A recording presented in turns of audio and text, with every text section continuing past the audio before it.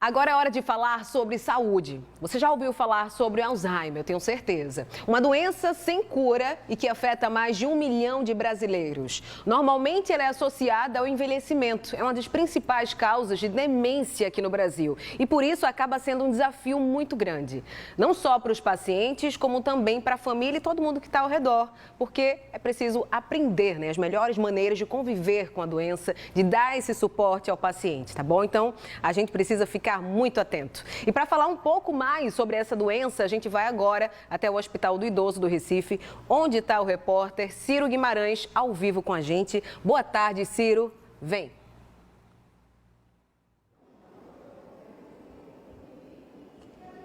Boa tarde, Juliana. Boa tarde a todos. Estamos aqui ao vivo no Hospital Eduardo Campos, o Hospital do Idoso, que fica na zona oeste do Recife, porque aqui é um hospital de referência. E como você falou, o Alzheimer é uma doença que atinge principalmente os idosos e que ela apresenta alguns sinais, alguns sintomas em que as famílias precisam ficar bem atentas. Para tirar essas dúvidas e esclarecer quem está em casa, quem está aqui com a gente é o Dr. Hugo Melo, que vai falar um pouco desses sintomas. Doutor Hugo, muito boa tarde. É possível perceber alguma mudança no comportamento daquela pessoa idosa que pode indicar um possível já encaminhamento para o diagnóstico do Alzheimer? Muito boa tarde. Boa tarde, Ciro. Boa tarde a todos e a todas. Precisamente, Ciro, o Alzheimer é uma doença que cursa com um declínio cognitivo, tá? Muitas vezes associada com alterações de comportamento também, que repercutem nas funções da pessoa.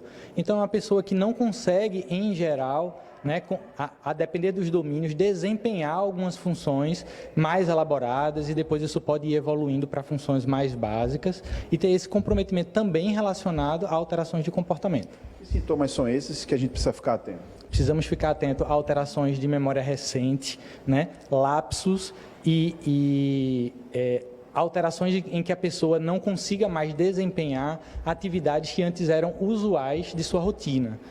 Então, é um profissional que fazia determinada ação com muita destreza e que não consegue mais desempenhar aquilo que foi o seu ofício durante décadas. Então, isso é um sinal importante. E quando é que a pessoa deve procurar ajuda médica? Quando é que a família diz assim, não, agora eu preciso ter um médico, uma atenção mais cuidadosa com aquela pessoa? É muito importante que todos nós tenhamos um acompanhamento médico de rotina, tá? No caso do declínio cognitivo, das demências em geral, quando a gente percebe alterações de memória, alterações de comportamento, que tenham uma repercussão na socialização, na vivência, tá? Nas atividades de rotina, nas atividades mais avançadas que a pessoa desempenhava, é muito importante que essa pessoa seja rastreada e devidamente diagnosticada, se for o caso. Aqui no Hospital Eduardo Campos, que é o Hospital do Idoso, a gente está até aqui num ambiente onde acontece fisioterapia, acontece as dinâmicas com esse idoso. É importante também ter esse acompanhamento com esse idoso que está nesse tratamento? Perfeito. O Hospital da Pessoa Idosa aqui no Recife é o único hospital que é exclusivamente direcionado para o atendimento à população idosa, da cidade. E aqui a gente tem atendimento ambulatorial, as pessoas têm consultas reguladas para cá, as pessoas idosas têm consultas reguladas para cá, e tem atendimentos também de idosos que estão internados aqui na enfermaria, que vêm de unidades de referência do município, que são encaminhadas para cá para poder restabelecer a saúde. É um desafio também para a família, esse paciente com Alzheimer. Com certeza, com certeza. Quando a pessoa recebe o diagnóstico, geralmente a gente fala muito que a família adoece junto, tá? Então, é um cuidado que ele precisa ser estendido para além da pessoa que está com o diagnóstico. Mas toda a família precisa entrar nesse acompanhamento. Falando em família, o doutor Hugo Melo está aqui com a gente, mas quem está aqui com a gente também é seu Robson, O Robson está aqui acompanhando a mãe dele, que tem 81 anos, Está aqui internada, fazendo esse acompanhamento. E a família tem que estar junto, Robson? Vocês estão aqui todos os dias acompanhando ela, é uma doença que veio gradativamente com ela, mas é um desafio para vocês também. Muito boa tarde. Boa tarde. É uma doença que segundo os médicos, são degenerativa, que começa com o processo de demência, A pessoa vai se esquecendo do que fazia antes, se esquece do que faz.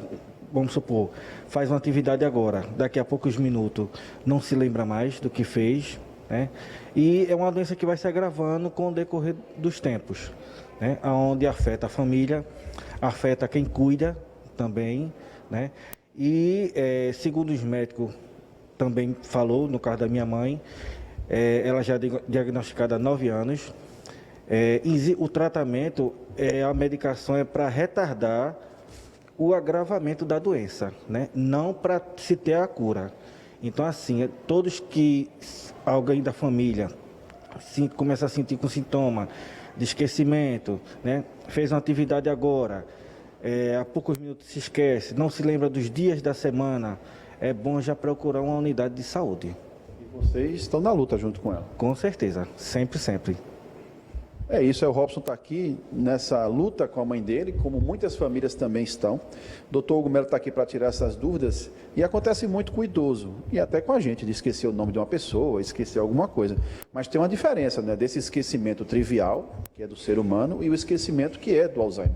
Isso tem. A gente pode ter lapsos de memória, esquecimentos, até por déficit de atenção relacionado a estresse, sobrecarga de atividade, alguma alteração de humor pode estar relacionado também, tá? Então, por isso que é importante a gente ter um acompanhamento preciso, porque aí o profissional, né, competente para isso vai poder fazer esse rastreio adequado e diferenciar as situações para ajudar na condição e no diagnóstico. A gente sabe que é uma doença que acomete os idosos, mas também pode acometer pessoas mais novas, um adulto, por exemplo?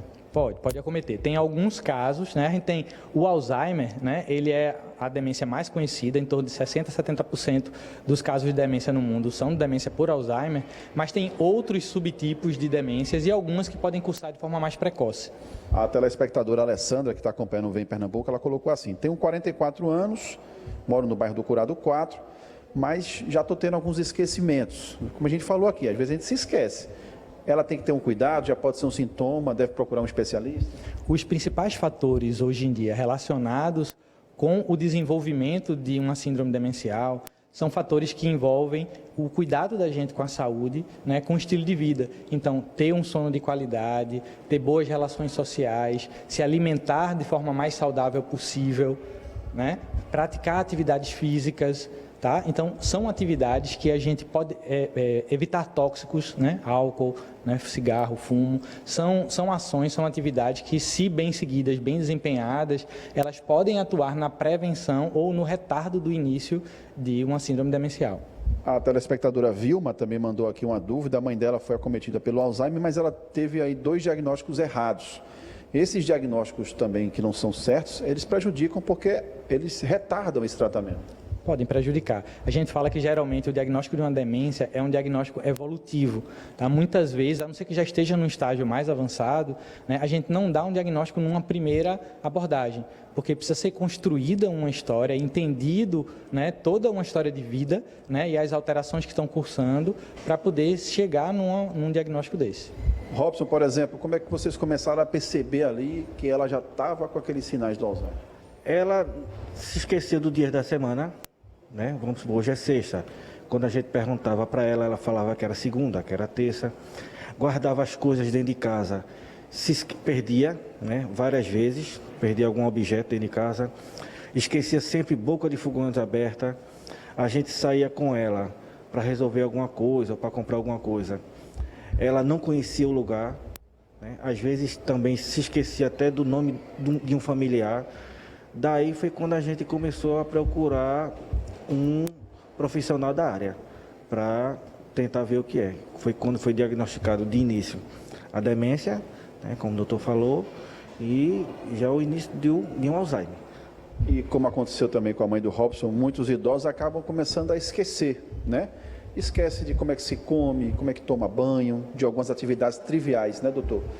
Como é que a família deve fazer? Ela vai reaprendendo junto com o idoso, vai ensinando de novo? Como é que ela deve proceder em casa? A gente fala muito que esse cuidado ele tem que ser integrado e interdisciplinar. Tá? O diagnóstico ele é feito pelo médico, mas ele precisa ser seguido por toda uma equipe. Então, o suporte da fisioterapia, da terapia ocupacional, né, da fonoaudiologia, tá, das outras profissões de saúde, além do médico, são fundamentais para auxiliar os familiares no entendimento das fases, das etapas que esses pacientes estão e dar um suporte para que eles consigam adequar as condições, né, ambientais, né, de cuidado dentro da demanda e da necessidade daquele paciente. É uma doença que pode estar relacionada com outros problemas, por exemplo, um AVC. Às vezes a pessoa tem um AVC e já desencadeia um Alzheimer também? O AVC ele está muito relacionado com outro subtipo de doença não Alzheimer, que é a demência vascular.